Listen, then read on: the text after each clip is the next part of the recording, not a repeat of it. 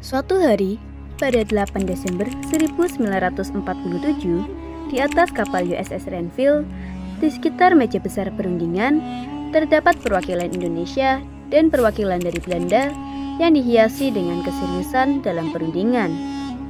Tak lupa pula perwakilan dari PBB yang siap menengahi perundingan. Suara bel berbunyi sebagai tanda dimulainya perundingan. Para delegasi duduk dengan raut wajah serius. Richard Kirby berdiri memulai perundingan. Selamat siang para hadirin sekalian.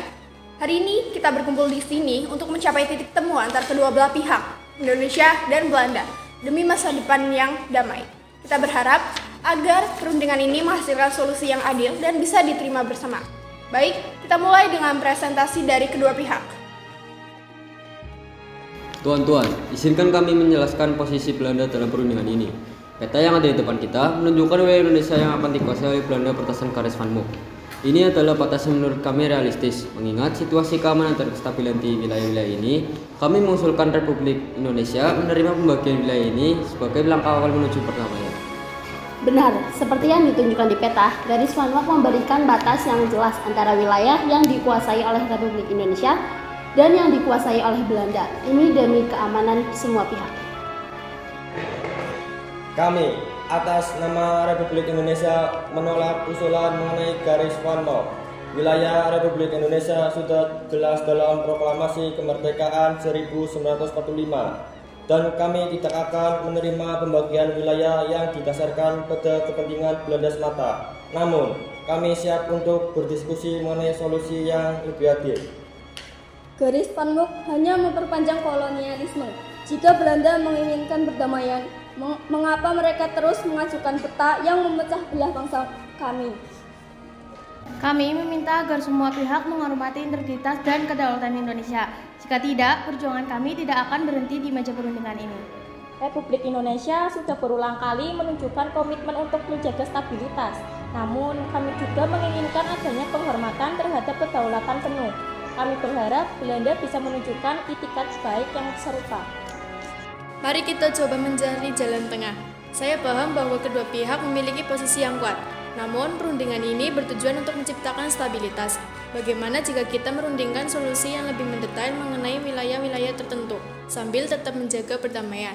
Kita harus ingat, perang dan pertumpahan darah tidak akan membawa kebaikan.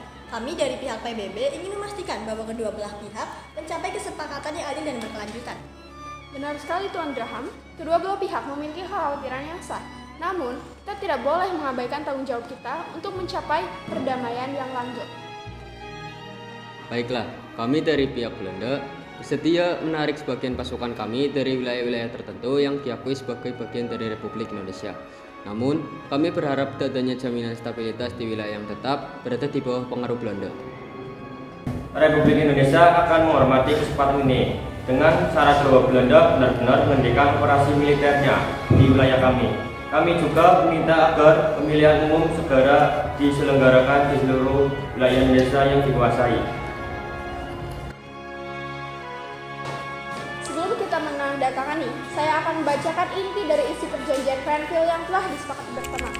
Pertama, pengakuan wilayah. Belanda mengakui kontrol Republik Indonesia di Jawa Tengah, Yogyakarta, dan Sumatera.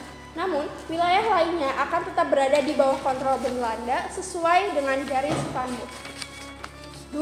Gencatan senjata. Kedua belah pihak sepakat untuk melakukan gencatan senjata. Belanda berjanji untuk menghentikan segala operasi militer di wilayah-wilayah Republik Indonesia yang telah diakui. 3.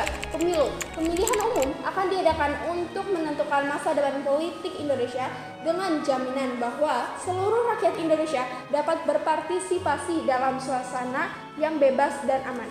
4. Pemisahan kekuatan. Kedua belah pihak akan menempatkan pasukan mereka masing-masing di garis batas yang telah disepakati untuk menjaga ketertiban dan keamanan.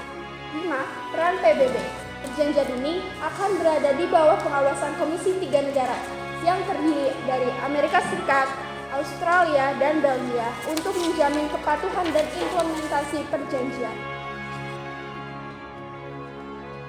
Setelah melalui proses panjang dan diskusi yang mendalam, saya dengan bangga mengumumkan bahwa kedua belah pihak telah mencapai kesepakatan yang akan ditandatangani hari ini.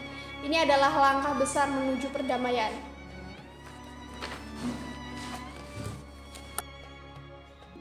Perwakilan Indonesia dan Belanda pun maju ke meja utama.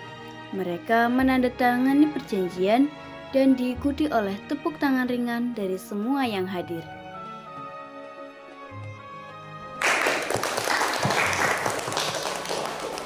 Semoga perjanjian ini menjadi awal dari perdamaian sejati bangsa Indonesia.